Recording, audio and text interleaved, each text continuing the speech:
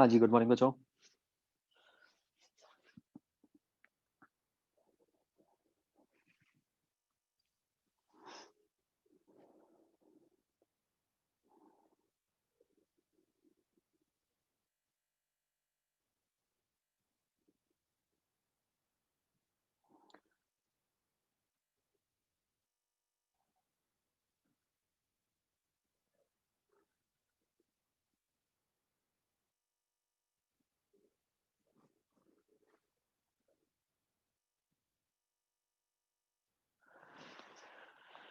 हाँ बच्चों, क्या कर रहा था मैं आज?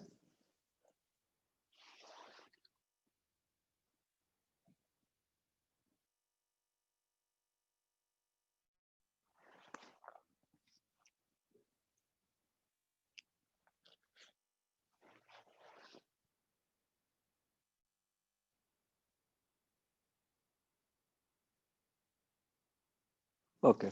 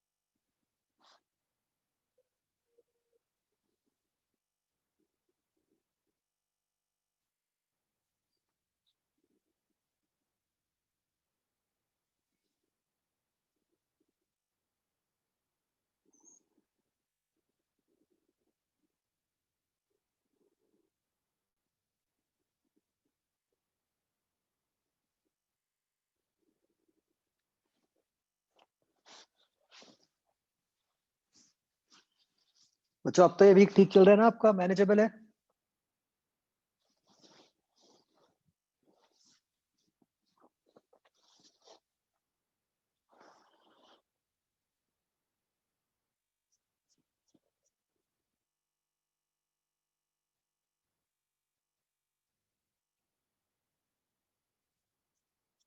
बच्चों, वैसे अभी आपको ना वो लेफ्ट आउट वाला कुछ नहीं करवा रहे अब, क्योंकि अब फिर उसने कल अनाउंस कर दिया है।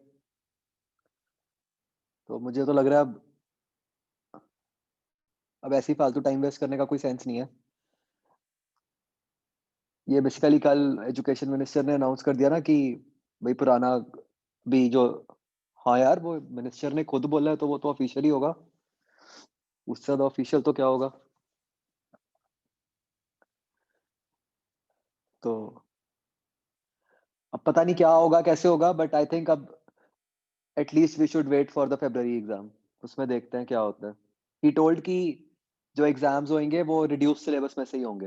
मतलब उसने एक्सप्लिसिटली ये बात बोली है।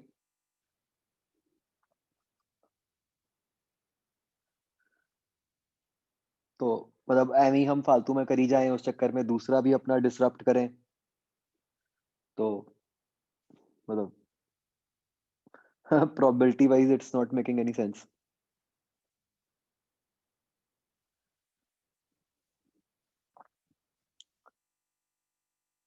हाँ जी, बताओ इसमें बच्चों।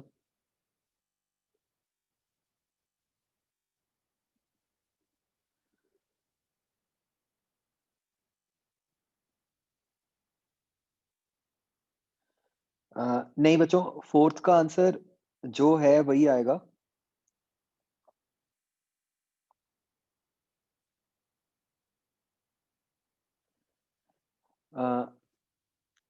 रीजन बीइंग क्या लिखा हुआ है, गैलीलियन टेलीस्कोप। तो what you need to remember is कि गैलीलियन टेलीस्कोप में ना जो आई पीस होता है वो कनकेव लेंस होता है। तो मतलब उसकी फोकल लेंथ नेगेटिव आएगी।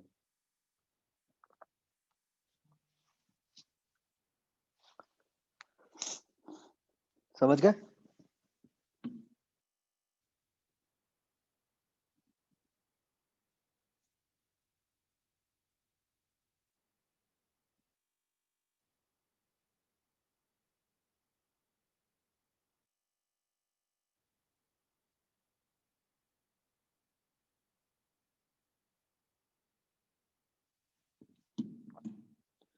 आगे।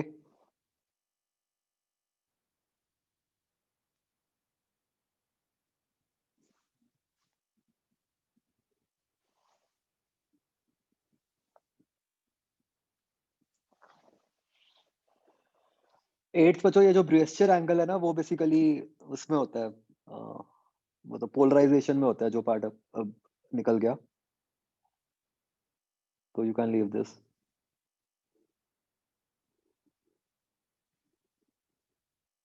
वैसे बच्चों याद रख लो, इसमें तो कुछ मुश्किल नहीं है, हमने क्वेश्चन किया भी हुआ है इनफैक्ट। ब्रेवियस्चर एंगल ना वो होता है जिसपे इंसिडेंट और सॉरी रिफ्लेक्टेड और रिफ्रैक्टेड रेस परपेंडिकुलर हो जाती हैं।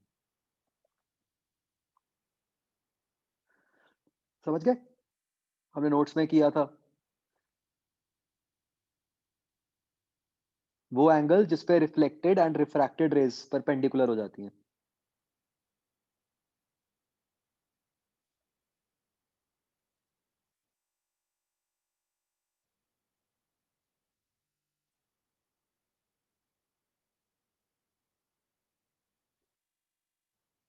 आगे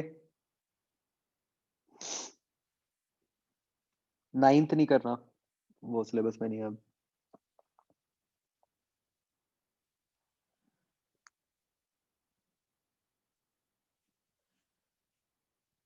12th भी नहीं करना।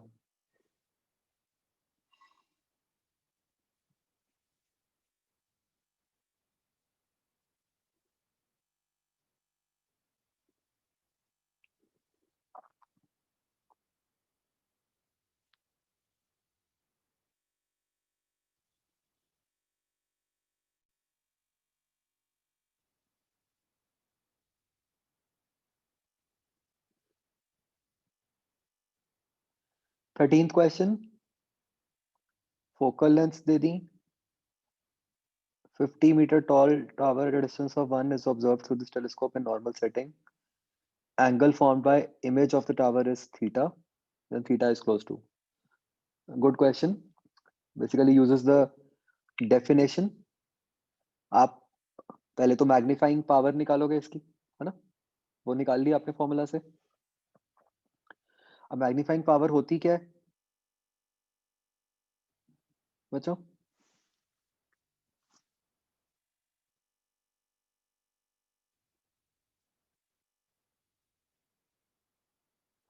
What is मतलब by definition what is the magnifying power of a telescope?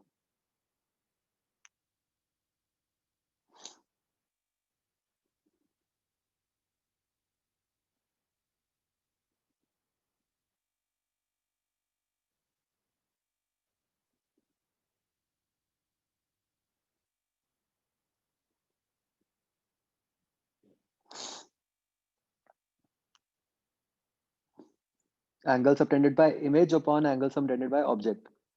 Angle subtended by object क्या हो गया? 50 मीटर अपॉन 1 किलोमीटर। उसको मैग्नीफाइंग पावर से मल्टीप्लाई कर दो, करेक्ट? उससे आपके पास एंगल ऑफ इमेज आ गया। बट प्लीज टेक केयर कि वो जो एंगल आएगा वो रेडियन में आएगा, आपको उसे डिग्रीज में कन्वर्ट करना होगा। क्या बच्चों समझ आया 13th क्वेश्चन? सर ये वाले क्वेश्चन के अंदर मतलब हमें पूरा सॉल्व नहीं करना पड़ेगा, मतलब दोनों लेंसेज के लिए लगाकर फॉर्मूला, मतलब कोई स्टैंडर्ड केस नहीं है ना ये? नहीं लिखा है ना नॉर्मल सेटिंग।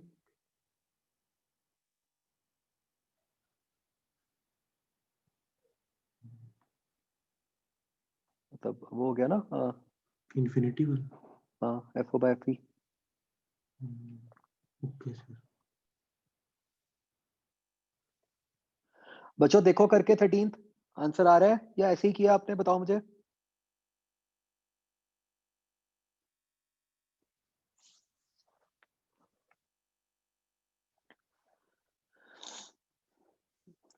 अभी ट्राई करो सारे जैसे मैंने बोला।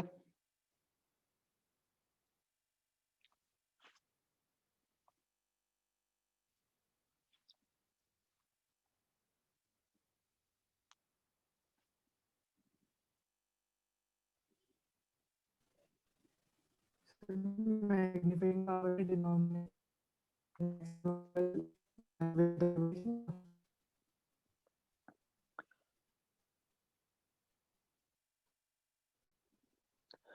बच्चों टेलीस्कोप के मैग्नीफाइंग पावर वाले फॉर्मूला में डिनोमिनेटर में क्या आता है बताओ मुझे। क्या टेलीस्कोप के केस में ये आता है कि max angle when image is placed at, वहां थोड़ी आता है ये, वो तो माइक्रोस्कोप में आता है।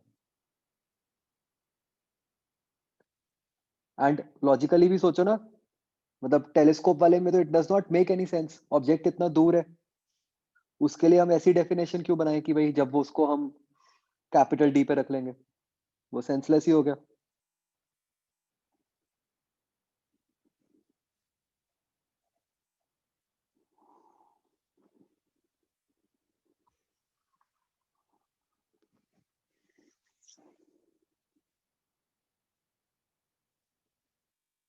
हाँ बच्चों बताओ 13th हुआ कि नहीं।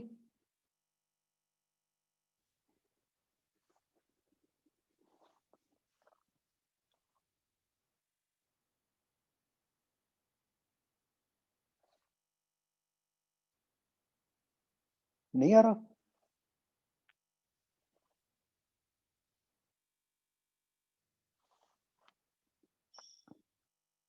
इनिशियल थीटा हो गया आपका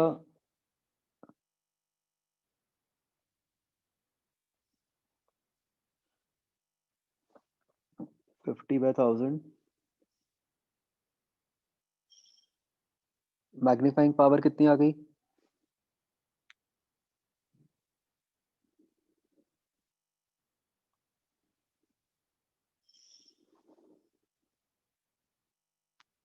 थर्टी।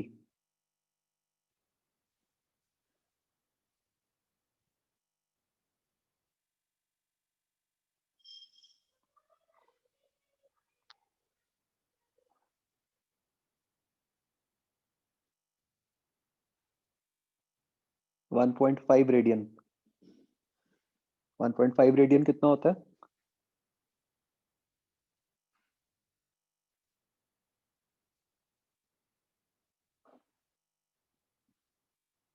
तो रफली 90 हो गया ना।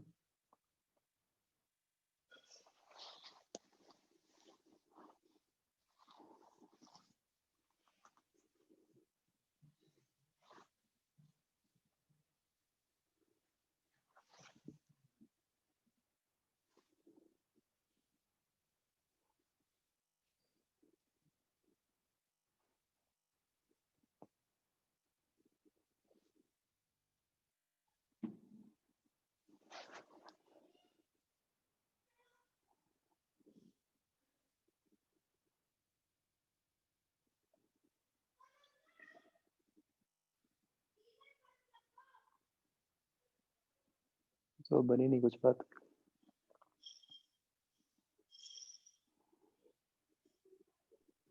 सर सर इसके अंदर मतलब वो जो बीटा बाय अल्फा मतलब जो एंगल वाला फॉर्मूला होता है वो मतलब छोटे एंगल्स के लिए नहीं होता।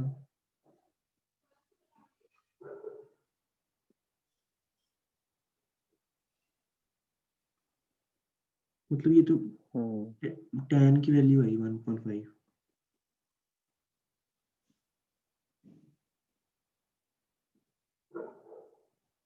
हाँ वो अप्रोक्सीमेशन वाली गलती तो नहीं हो गई। क्योंकि हमने ऑब्जेक्ट में भी तो वही लिया tan ही लिया।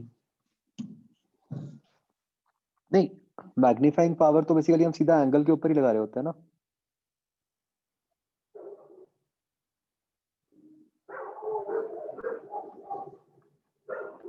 हाँ but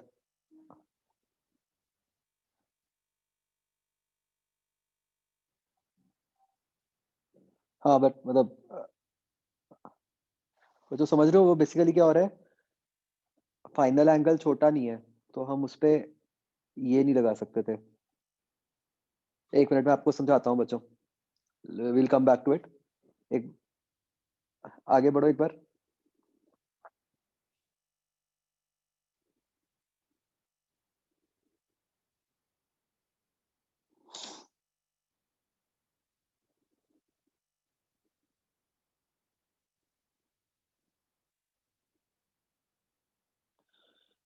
Eleventh question, hot summer night. Diffractive index of air is smallest near ground and increases with height from the ground.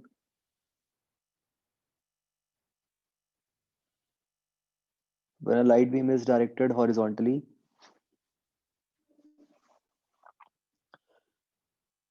तो लाइट बीम किस तरह से ट्रैवल करेगी?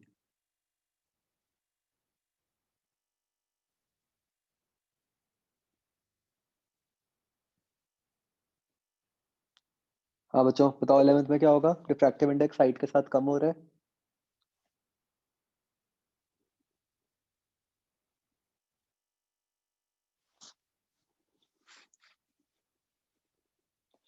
तो अगर आपने हॉरिजॉन्टली किया है तो फिर तो कुछ होएगा ही नहीं, वो बीम ऐसे ही जाती जाएगी।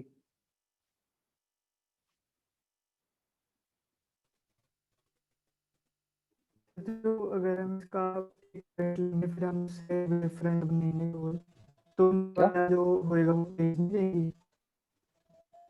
कुछ नहीं अगर सुना। हम एक पॉइंट लें क्या लें? जैसे अगर तेज आ रही है सीधी राइट को तो हम उस पर एक पॉइंट लेंगे तो उससे अगर हम बनाएं तो रेफरेंस बनाएं तो नीचे वाला तेज नहीं रहेगा।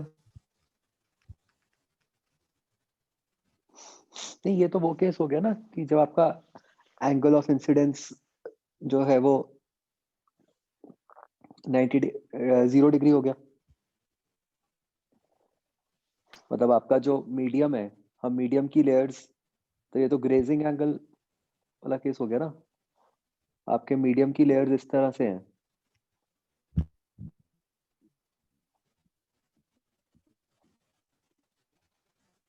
आपकी रे ऐसे जा रही है।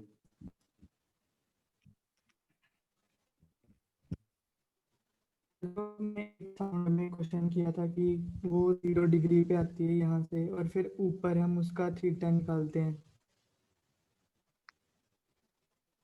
कौन सा? एयर में जब डेंसिटी वेरी करती है डेंसिटी जिसमें वेरी करती है एयर की उसमें तो हम ये और अजम्पशन वो लेते हैं ना 0 कि डिग्री इनिशियली एग्जैक्ट 0 नहीं है, थोड़ा सा फर्क है, क्योंकि अगर एग्जैक्ट 0 लेंगे फिर तो कुछ होएगा ही नहीं।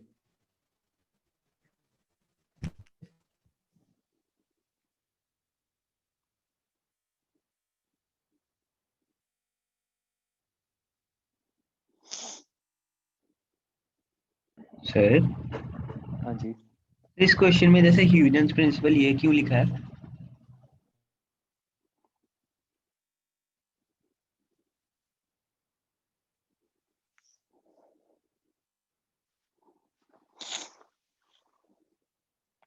मुझे एक बात बताओ कि अगर हम ऐसे सोचें इस क्वेश्चन को कि ये लाइट रे जा रही है, ये इसके ऊपर वाला मीडियम थोड़ा रेयरर हो गया, ये कंपैरेटिवली डेंसर हो गया, ये इस लाइट रे का वेव फ्रंट है।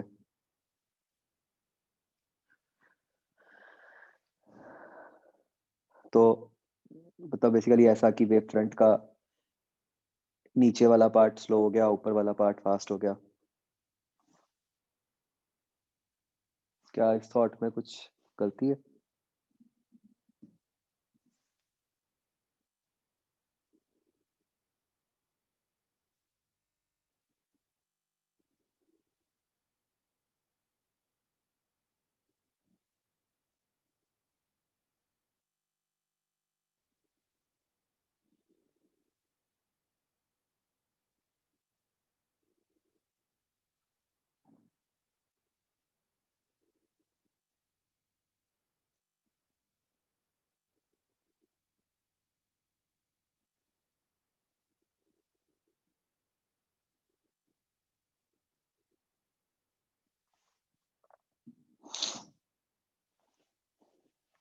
नहीं, वेव फ्रंट है तो इमेजिनरी, बट ह्यूजेंस प्रिंसिपल तो वेव फ्रंट से ही एक्सप्लेन करता है ना।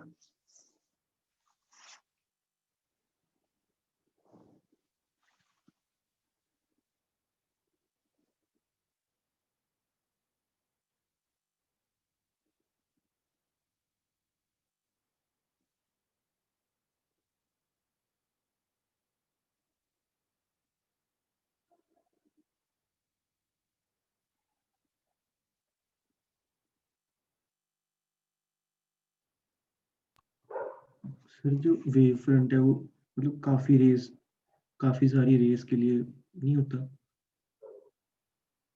मतलब यहाँ पे तो सिंगल रे के बारे में पूछा गया है, मतलब नहीं, बीम लिखा है।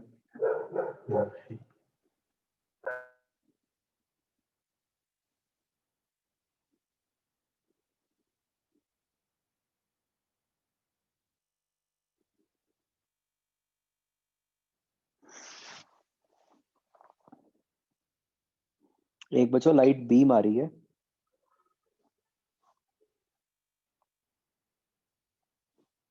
और ये ऐसे वेव फ्रंट है।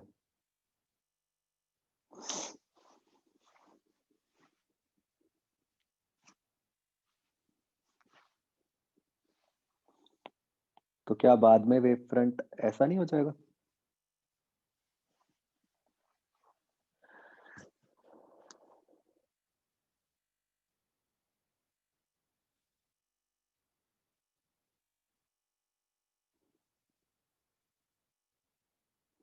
तो इसका आंसर बच्चों 2 आएगा। देखो क्वेश्चन में क्लियरली लिखा हुआ है कि Huygens principle leads us to conclude, right? कि अगर हम ह्यूजन प्रिंसिपल लगाते तो हम क्या बोल पाते, ये पूछा है उन्होंने क्वेश्चन में, राइट? जो हमने पहले आंसर दिया था वो किस अकॉर्डिंग दिया? वो तो स्नेल्स लॉ के अकॉर्डिंग दे दिया। अगर हमें ह्यूजन प्रिंसिपल एक्सप्लिसिटली लगाना है फिर तो वेव फ्रंट ही बनाना पड़ेगा ना उसमें।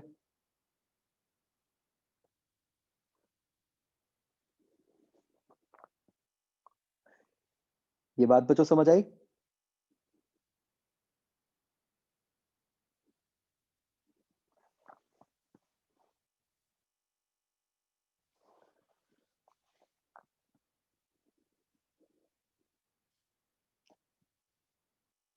मतलब अदरवाइज कोई लॉजिक ही नहीं था ये देने का, ये जो उन्होंने दिया है कि Huygens principle leads us to conclude.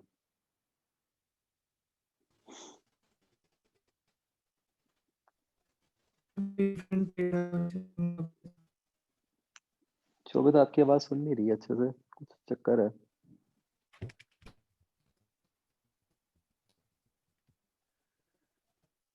Sir आपके पास अभी इसकी क्या मेरे पास? ओरिजिनल आंसर की पड़ी है इसकी 2015 की।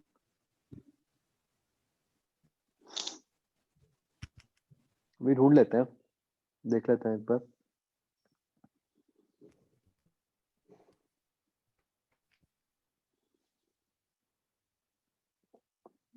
शोभित आप क्या कह रहे थे?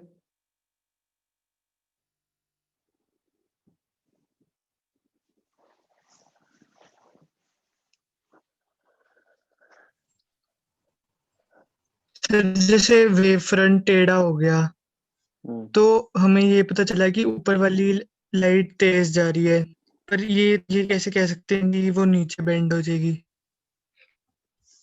नहीं, वेव फ्रंट से हम ऐसे ही तो पढ़ते हैं ना, मतलब वेव फ्र-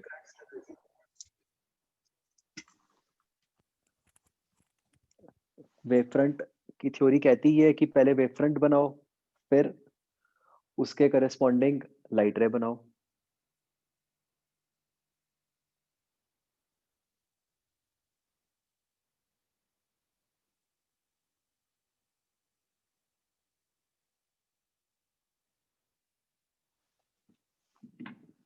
आगे बच्चों,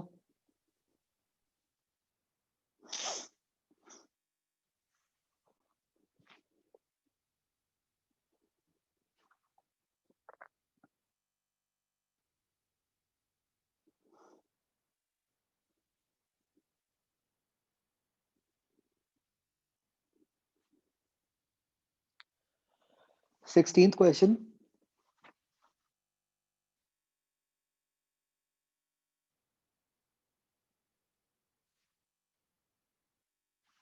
आई एंगल 35 है, राइट?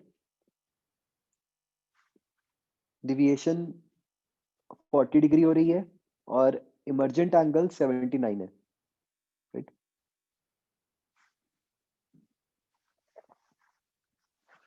तो आपको कहा है कि which of the following is closest to the maximum possible value of the refractive index.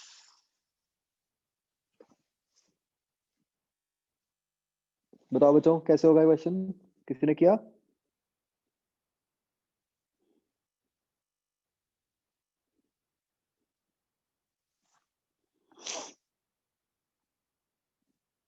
जब I 35 है तो डिविएशन 40 है और E 79 है।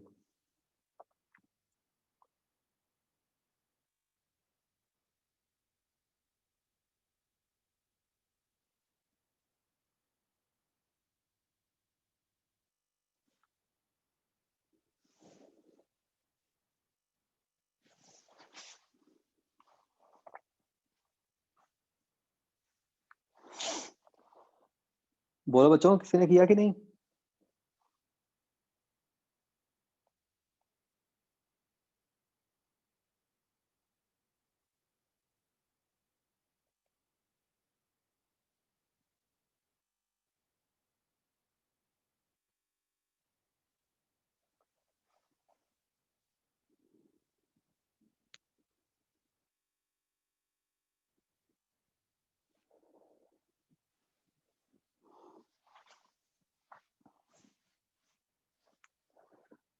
अच्छा, ये बताओ कि ये जो गिवन इंफॉर्मेशन है, क्या इससे मतलब ये जो केस है, क्या ये मिनिमम डिविएशन वाला केस है?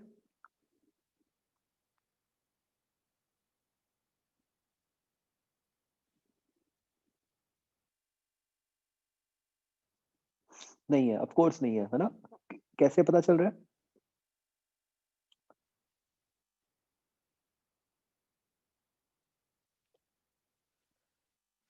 I is not equal to E, right?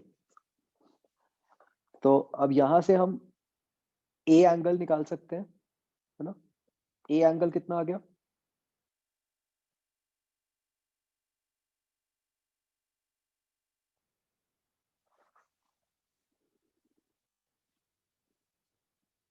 $74।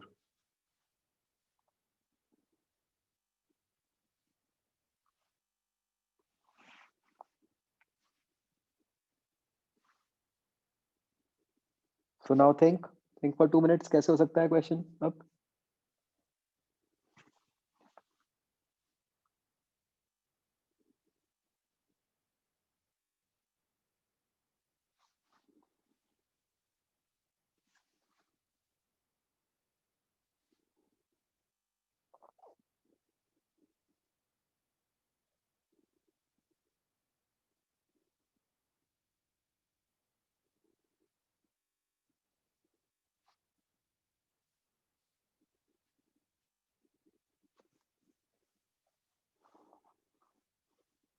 Refractive index होता क्या है?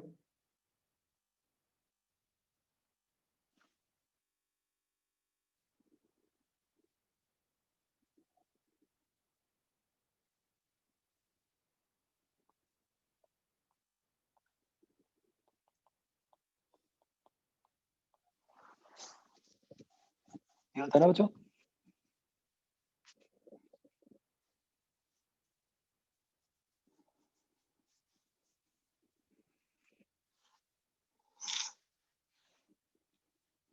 नहीं देखो, 74 तो मुझे समझ आ रहा है कि 74 क्यों निकाला गया है, क्योंकि वो नीचे साइन 37 बन गया सीधा सीधा,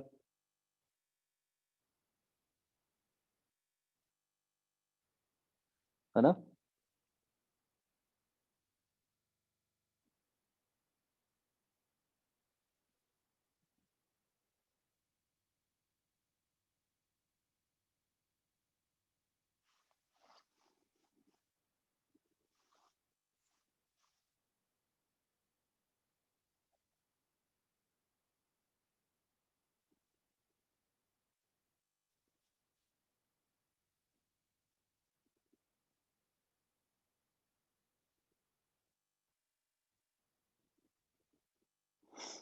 सो कैन वी से कि उन्होंने तो यही पूछा है कि maximum possible value of refractive index क्या हो सकती है? मतलब कैन वी से दिस कि भाई आप ज्यादा से ज्यादा क्या कर सकते हो, आप जो आपका डिनोमिनेटर है न्यूमरेटर है उसको 1 बना सकते हो, उससे बड़ा तो नहीं बन सकता किसी भी केस में।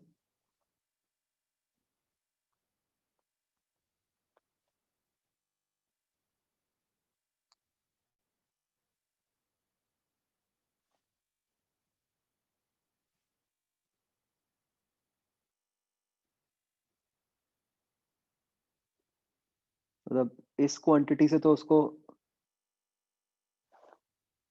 लेस देन इक्वल टू होना पड़ेगा। सर यहाँ से जो रिफ्रैक्टिव इंडेक्स है वो फिक्स नहीं हो गया वो वाले रिलेशन से, क्योंकि लैम्डा मिनिमम तो हमें पता ही लग जाएगा, वो मिड पॉइंट ले लेंगे उन दोनों का। किसका मिड पॉइंट? मतलब जो ग्राफ होता है ना आई और डेल्टा के बीच में, उनके जो मिड पॉइंट है वहां पर मिनिमम आएगा, lambda minimum.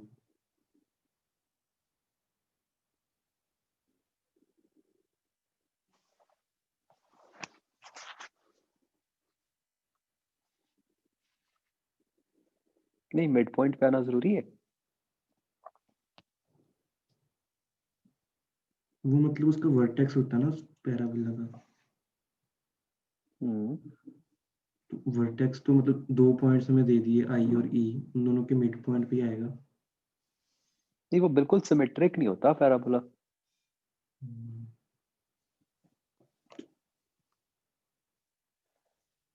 Yes, sir. It is not an exact parabola. ठीक है, तो बच्चों फिर क्या बन गया इसके अकॉर्डिंग आंसर? 3 आ जाएगा, है ना? नहीं, उन्होंने लिखा है closest to maximum possible value of refractive index. बताओ क्या मार्क करेंगे, 3 या 4? है ना?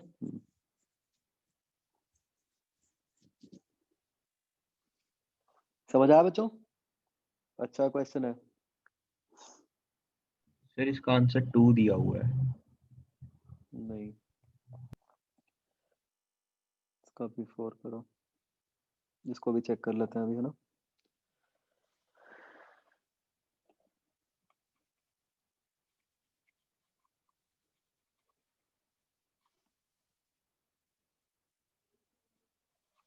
आगे 17th question.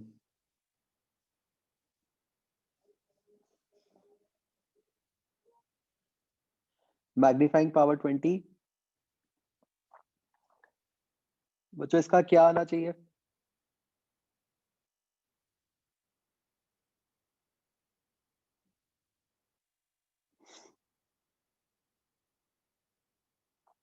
Twenty times taller आना चाहिए या 20 टाइम्स नियर आना चाहिए?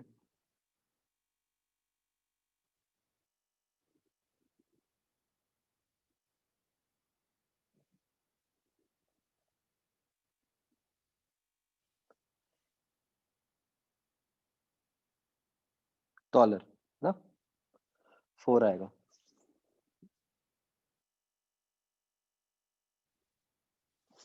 क्यों? एंगल बढ़ जाता है ना? तो अगर हमारे को हमारी आई पे किसी भी चीज का एंगल सबटेंडेड बढ़ता है तो हमारे को वो चीज बड़ी दिखती है।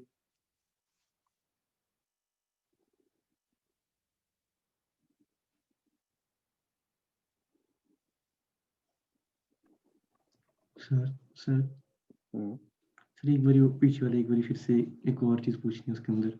हम्म, इसके अंदर जैसे हमें इंसिडेंट एक दे दिया 35, एक दे दिया 79, तो जो मतलब जो मिनिमम पे जो ऊपर वाला डिनोमिनेटर आएगा वो basically sine of I minimum, मतलब जो साइन ऑफ आई है ना, मतलब जो आई मिनिमम वाला वर्टेक्स वाला, हाँ, आई करस्पॉन्डिंग टू डेल्टा मीन। हाँ, तो वो 35 और 79 के बीच में ही आएगा ना, मतलब आपने तो उसको नहीं 90 मान लिया।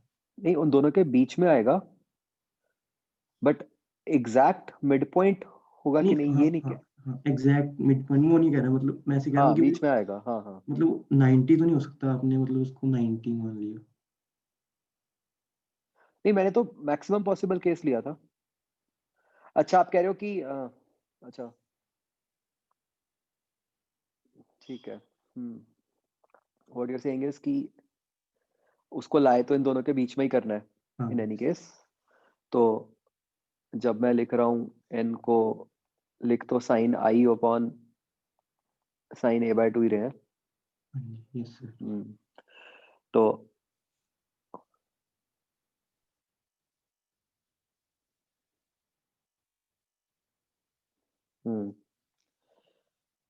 मतलब वो तो बहुत क्रूड अप्रोक्सीमेशन हो गई, मतलब ठीक है 1.7 से छोटा तो होगा ही, बट क्या हम और बेटर भी बता सकते हैं, ये सोचना है। हम्म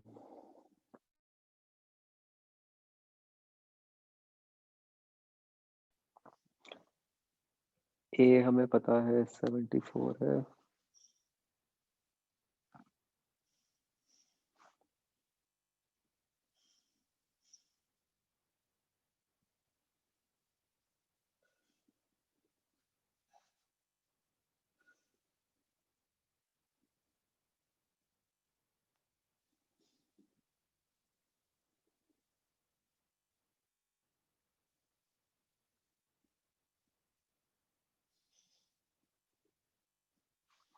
एक और बेटर अप्रोक्सीमेशन इस तरह कर सकते हैं हम कि ये जो हमने लिखा था sine of a plus delta m by 2 over sine a by 2,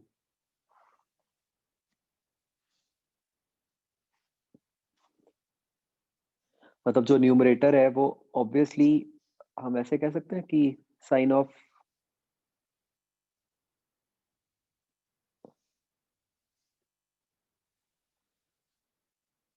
मतलब जो डेल्टा मिन होगा वो 40 से तो कम ही होगा पक्का।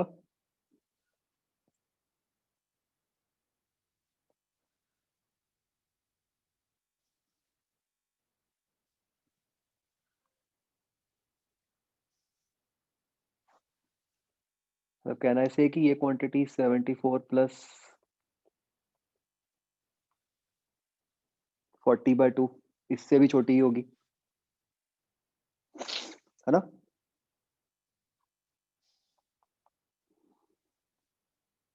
तो this is a better approximation. और अब ये क्या बन गया, ऊपर क्या बन गया बच्चों? 74 प्लस 40/2 कितना बना बच्चे? 57। सही है। तो इसमें साइन की वैल्यूज की जरूरत नहीं है, इन्होंने वो मान लिया बस कि आपको ये वाले पता है। तो ये अप्रोक्सीमेटली क्या बन गया? 57 मतलब वही 53 मान लो।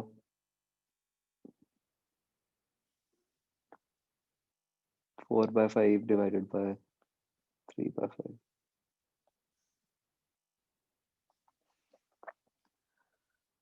तो 1.33 बन गई मैक्स वैल्यू अप्रोक्सीमेटली।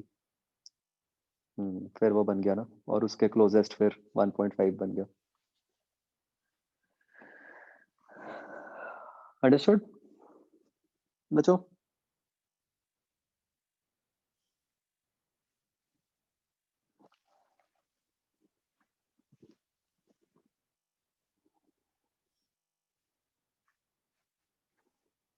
हाँ बच्चों, क्लियर हुआ ये?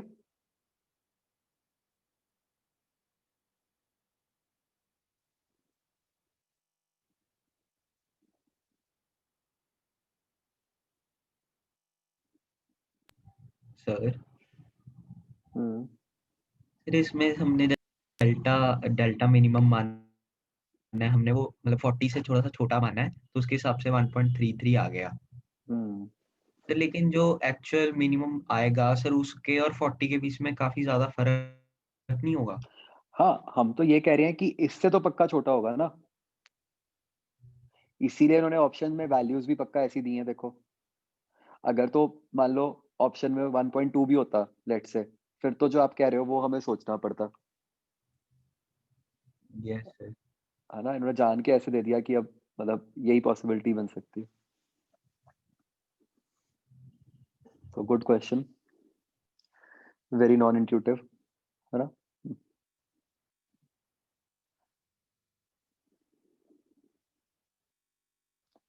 आगे बच्चों,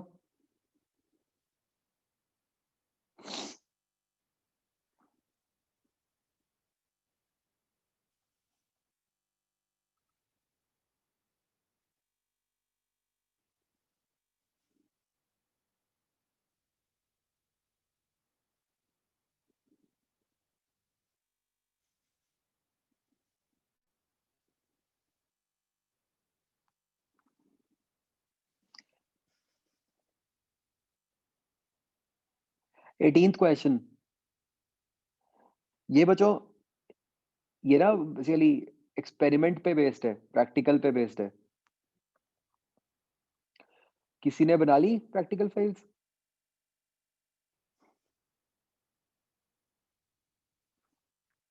अभी तो क्या बनाई होंगी। मतलब what you need to understand is कि ऐसा नहीं है कि मतलब आप ये कह दो कि हाँ जी ये जो वैल्यूज हैं ये डिस्टेंसेस हैं सीधा सीधा, ऑब्जेक्ट डिस्टेंस, इमेज डिस्टेंस, ठीक है। मतलब ये एक तरह से क्या होता है कि हम एक ही स्केल पे मेजर कर रहे होते हैं। तो मतलब बच्चों एक तरह से आपका, जैसे अगर मैं लेंस की बात करूं तो ऑब्जेक्ट और लेंस के बीच में डिस्टेंस कितना हुआ, मतलब जो आपका यू होता है वो 10 हो गया, ठीक है ना। और लेंस और इमेज में कितना हो गया देखो, तो उससे आपका वी निकल आया, ये अप्रॉक्स 40 आ गया। इस तरह से फिर आएगा answer.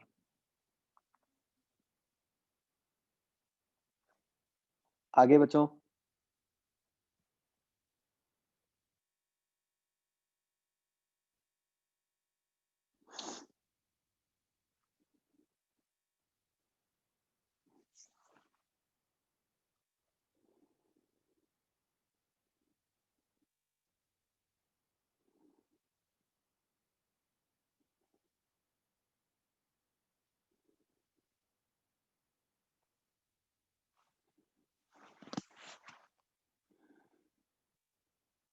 Twentieth, to determine the refractive index of a glass slab using a traveling microscope.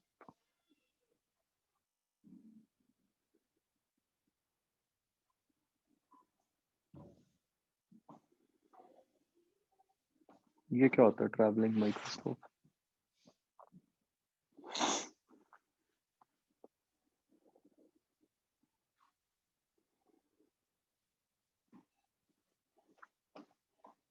Twenty छोड़ दो बच्चों, ये तो कुछ बिल्कुल ही रेलेवेंट सही हो गया।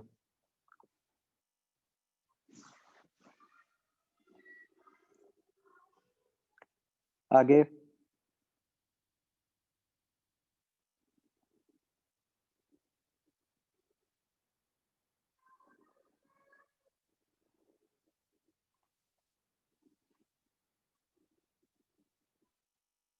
ट्वेंटी वन नहीं करना।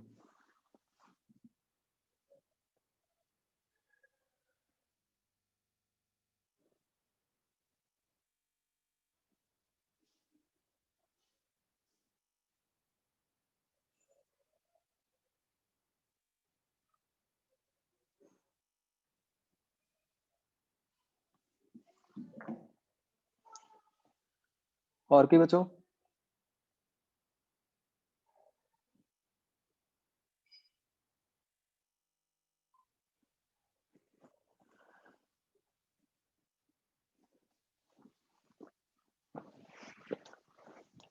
चलो अभी तो टाइम है, मैं एक बार अभी चेक कर लेता हूँ बच्चों। मुझे क्वेश्चन था अपना ऊपर वाला ना, कौन सा था वो? सर हाँ सर मैं आपको याद है मतलब एक ईएम वेव्स में एक क्वेश्चन था, थ्योरेटिकल सा टेबल दिया हुआ था, मतलब ऐसे अलग अलग चीजें दी हुई थी, doublet of sodium, hydrogen Interstellar space में कितना भेजता है वेवलेंथ। Right right right. वो सब मैंने देखा था, वो एनसीईआरटी के पीछे मतलब दिया हुआ था, मतलब एनसीईआरटी के मतलब एक्सरसाइज में पीछे? था, वो एडिशनल एक्सरसाइज होती है ना एनसीईआरटी की, अच्छा, उसमें था वो, मतलब पूरा ही था वो, सेम टू सेम पूरा। हाँ मैं वही, मुझे लग रहा था कि मुझे भी ऐसा याद आ रहा था कि कहीं तो एनसीईआरटी में था वो। तो वो क्या एडिशनल एक्सरसाइजेस में दिया हुआ था? हाँ यस सर। अच्छा, पर पॉइंट वही हो जाता है कि अगर अब हम सोचें कि हाँ हम सारों की एडिशनल करने लग जाएं तो वो इतना कुछ एक्स्ट्रा है, मतलब उतना करना भी पॉसिबल नहीं है।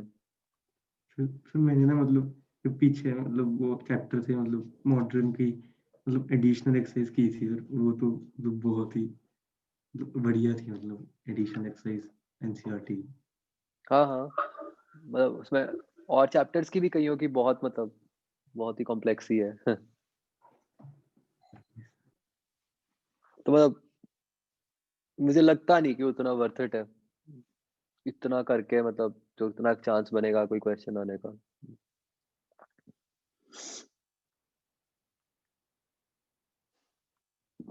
चलो मैं मुझे एक बार 11th क्वेश्चन चेक कर रहा हूँ।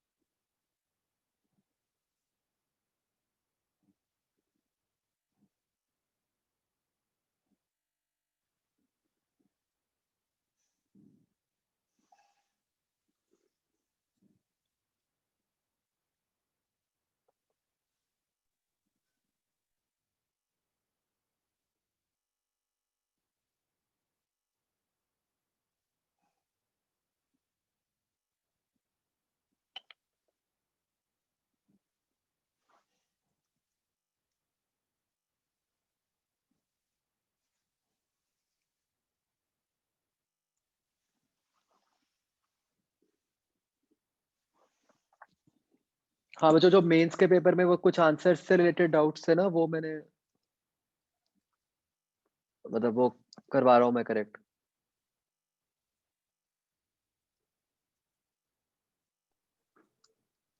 सर एक ना प्रोबेबिलिटी वाला क्वेश्चन जो हमने मॉड्यूल में भी ठीक करा था, हाँ हाँ हाँ वो मतलब वैसा क्वेश्चन उसके अंदर भी मतलब वही उल्टा दिया हुआ है। हाँ हाँ हाँ हाँ, ये उसमें भी चेंज मतलब होना है। ये मतलब बाई चांस है कि मतलब कुछ। मैंने भी सोचा था कि ऐसा कैसे है, बट मुझे कुछ मिला नहीं एक्सप्लेनेशन।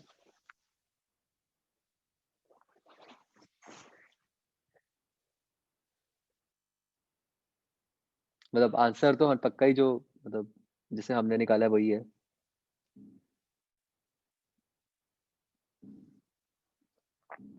जो करेक्शंस हैं, एक तो वो प्रोबेबिलिटी वाला है बच्चों क्वेश्चन,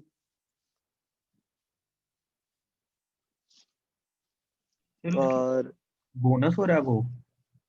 हाँ वो तो फिर बोनस ही होगा। और एक क्वेश्चन नंबर 21 था।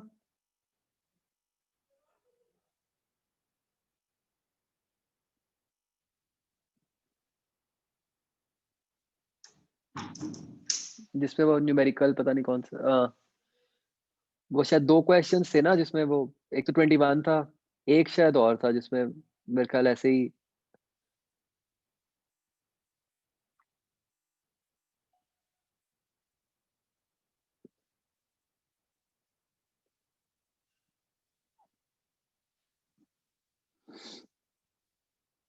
तो उसमें भी मैंने रेंज करवा दी थी।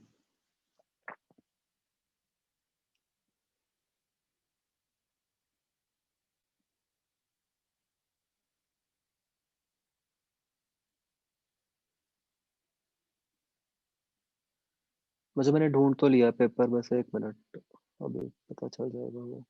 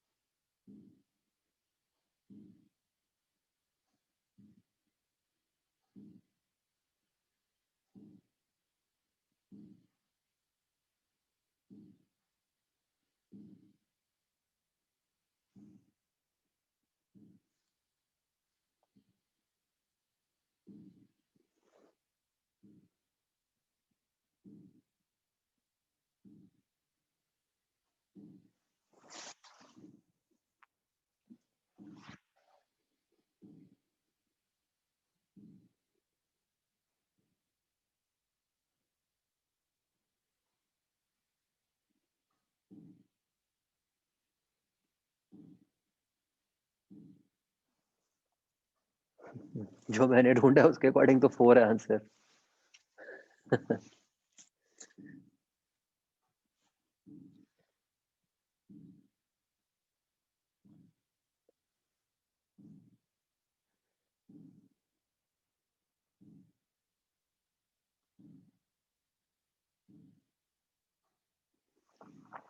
ट्वेंटी वन और 24 थे क्वेश्चंस जिनके आंसर्स चेंज होने थे, है ना?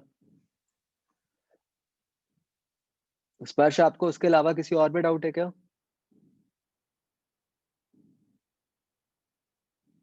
सर उनकी रेंज हो रही है, मतलब समझ नहीं आया मुझे। हाँ, रेंज होएगी, हाँ।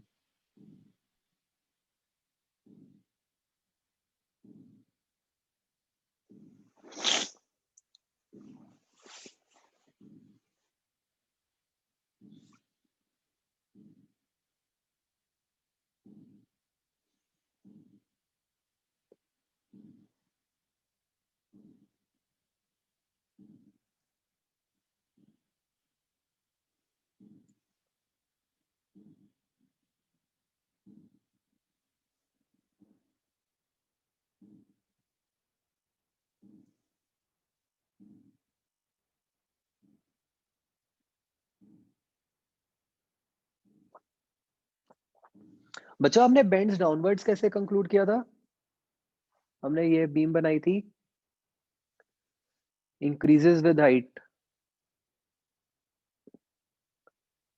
ऊपर डेंसर, नीचे रेयर।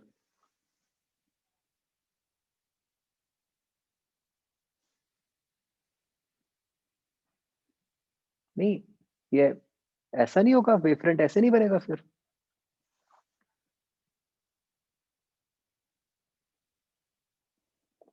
मैंने शायद पहले उल्टा लिया था, है ना? तो इसके हिसाब से ये बनेगा।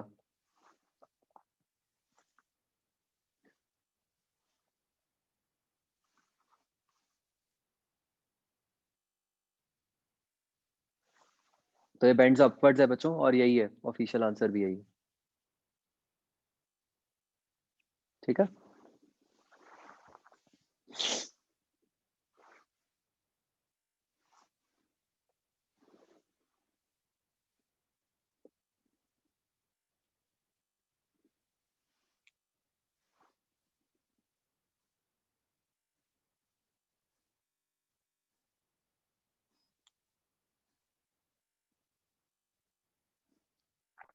एक तो हमने 13th क्वेश्चन क्लियर करना है, एक आप टेस्ट का कह रहे हो। टेस्ट में खोल लेता हूँ। Just a second.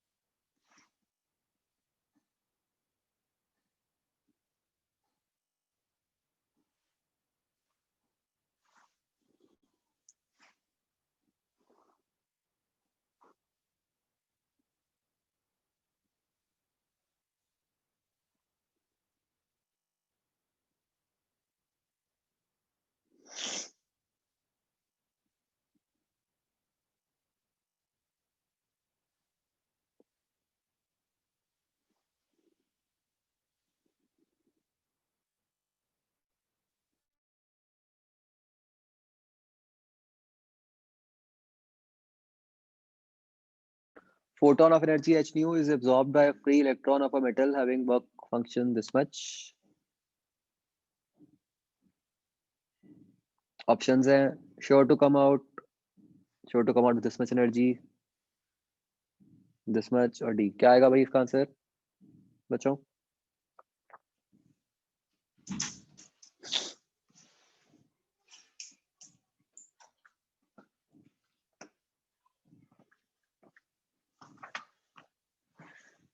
डी आएगा। कुछ नहीं कह सकते आप।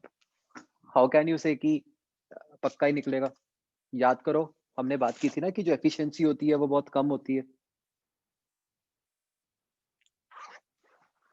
सर यहाँ पे तो उन्होंने बता ही दिया कि एक फ्री इलेक्ट्रॉन ने एब्जॉर्ब कर लिया। हाँ हाँ, तो भी ऐसा हो सकता है कि वो कोलिजन्स में ही सारी एनर्जी लूज कर दे और वो बाहर ना निकल पाए। नहीं, बाहर तो निकल जाएगा पर किनेटिक एनर्जी 0 होगी, ये हो सकता है। नहीं, हो सकता है बाहर ही ना निकले। नहीं, एफिशिएंसी वाली बात तुम तब करेंगे ना, तब मतलब सिस्टम के लिए होता है कि मतलब हमने इतने सारे डाले, उसमें से कुछ बहुत ही कम निकले। मतलब वो यहाँ पे क्यों तो कम निकले? मतलब प्रॉपर एब्जॉर्ब नहीं कर पाया वो, मतलब पूरी कोलिजन नहीं हुई, मतलब जो हाँ एब्जॉर्प्शन होती है वो पूरी करेक्ट, एग्जैक्ट नहीं हुई। भी पूरा एब्जॉर्ब नहीं हो पाया। हाँ, हाँ, यस। तो इवन इफ अगर एब्जॉर्ब हो जाए, ठीक है, और आप सोचो हुआ क्या, एब्जॉर्ब होने का मतलब क्या है कि इलेक्ट्रॉन कहीं तो अंदर है और उसको एनर्जी मिल गई, हाँ जी, है ना। तो अब electron can have multiple collisions, जितने मर्जी कोलिजन्स हो सकते हैं अंदर। मतलब तो वर्क फंक्शन का तो मतलब ही यही है ना कि मतलब सब कुछ मिलाकर उसको हमने मेटल से निकलने वाली एनर्जी से ज्यादा एनर्जी दे दी हमने। हाँ, बट हम इसीलिए वर्क फंक्शन को एवरेज वैल्यू कहते हैं ना, एक मतलब वो एक बड़ी कोई वैसी वेल डिफाइंड वैल्यू नहीं है ना कि एग्जैक्ट वैल्यू है। जो मतलब कोलिजन्स है वो तो उसकी काइनेटिक एनर्जी के ऊपर इफेक्ट डालेंगे ना, कि वो कितनी हाँ, काइनेटिक एनर्जी से आएगा, आप वो सोचो एक कोलिजन इलेक्ट्रॉन है, ठीक है, वो अंदर कुछ लेयर्स के अंदर है। यस। ऐसे कुछ है यहाँ पे, कुछ यहाँ पे ऐसे इलेक्ट्रॉन है, इसने फोटोन एब्जॉर्ब किया, राइट। यस, बट तो ऐसा हो सकता है ना कि जब तक वो ऊपर पहुंचे तब तक वो मल्टीपल कोलिजन्स अंडरगो कर ले।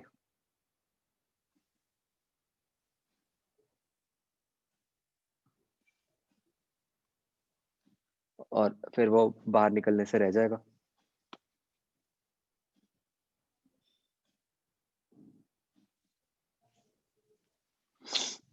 मतलब मैं आपका पॉइंट समझ गया हूँ, वो सोच के ऐसा लग रहा है कि यार ये भी इसको तो पक्का निकल ही जाना चाहिए जो सिचुएशन है उसके हिसाब से। बट यहाँ पे यही बात समझने वाली है कि वर्क फंक्शन तो एक एवरेज वैल्यू है ना, पूरे मतलब एक लार्ज सैंपल के लिए। ओके सर, आगे से ध्यान रखो।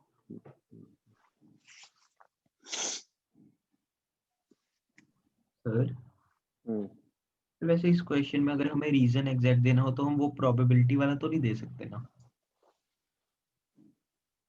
मतलब वो चीज तो अब खत्म ही होगी ना। हाँ, क्योंकि यहाँ तो सिंगल इलेक्ट्रॉन की बात ही हो रही है।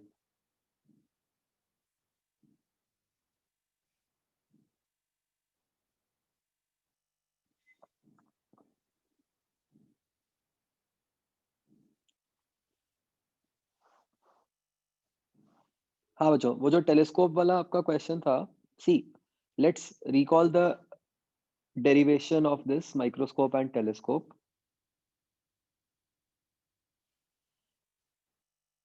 ये देखो, हम अल्फा और बीटा को अप्रोक्सीमेट कर रहे हैं as tan alpha and tan beta, correct. तो हमने इन दोनों की रेशो ली और उस रेशो से हमने मैग्नीफाइंग पावर डिफाइन की, करेक्ट। तो सबसे पहले तो शोभित ये याद करो, यहाँ पे डिनोमिनेटर में कहीं पे वो नहीं था मैक्सिमम एंगल, राइट।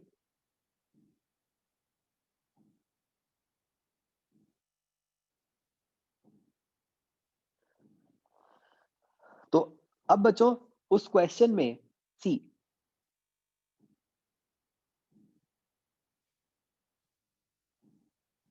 अब उस क्वेश्चन में आप किस तरह से इसको अप्लाई करोगे, आई थिंक अब सबको एकदम दिख गया होगा कि कहाँ पे गड़बड़ है।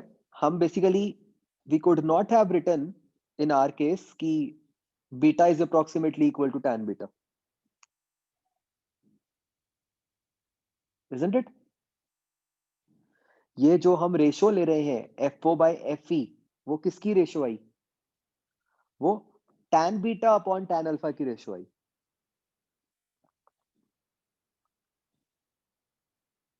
है ना बच्चों।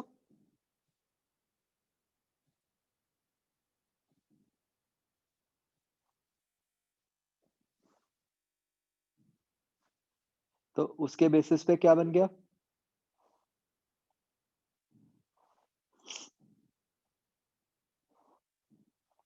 और हाँ, tan अल्फा तो आप स्मॉल मान ही सकते हो। तो ये जो 1.5 वैल्यू आई बच्चों, ये किस चीज की आई?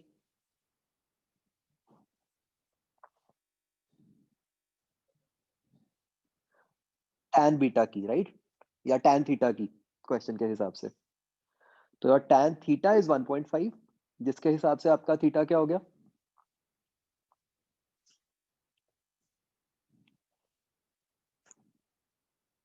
मतलब फ्रॉम द गिवन ऑप्शंस 60, है ना?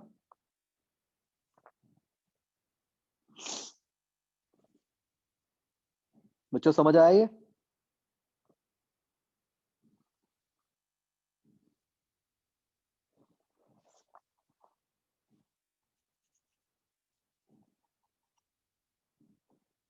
ओके,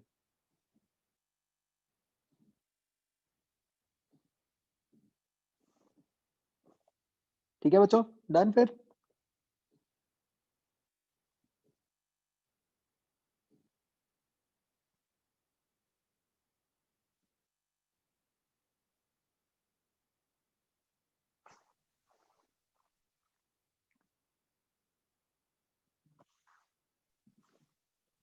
चलो ठीक है बच्चों फिर, है ना? नेक्स्ट टाइम वो करके आना जो काम है, फिर वो करते हैं डिस्कस। सर जो बोहर कॉरिस्पोंडेंस प्रिंसिपल था वो आउट ऑफ सिलेबस है? फिर बोलो। बोहर कॉरिस्पोंडेंस प्रिंसिपल फिर जो बोलो, टेस्ट में है, टेस्ट में क्या है? Bohr correspondence, third question test का, Bohr correspondence principle. Out of syllabus नहीं, बस ऐसे कह लो जैसे कभी कभार कोई ना कोई अजीब क्वेश्चन आ जाता है, जैसे यहाँ पे था एक वो ट्रैवलिंग माइक्रोस्कोप, उस टाइप का है।